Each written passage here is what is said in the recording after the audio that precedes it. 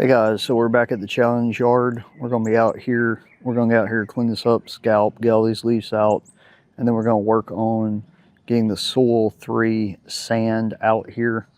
See what we can do to get this thing nice and level. You can see we still got some of the early spring weeds, everything like that, but we're gonna take care of that and really get this thing where it's nice and level, where instead of like down here where it's like dropping, things like that, get rid of that big hole in the middle and get this where it's a nice level lawn.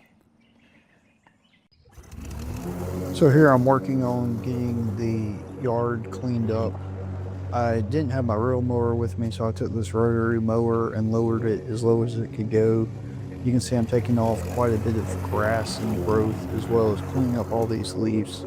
We want the grass to be as short as possible, so that when we put the leveling mix down, that instead of it like sitting on top of the grass, that it will fall down into the grass to the surface.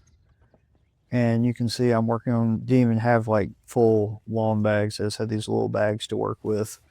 But here you can see the results of our work. It took 3 people about 3.5 hours.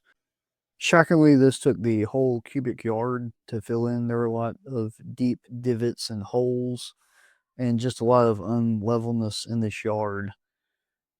There's still a few spots here that I need to come back with on the rake and level and make some adjustments. It's not perfect, but it's definitely a lot better than what it was. I can't wait for the grass to fill in. It's going to look smooth as a board, like a pool table.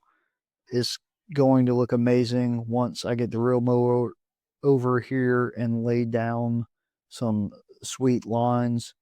Please make sure that you like, subscribe, follow along with us.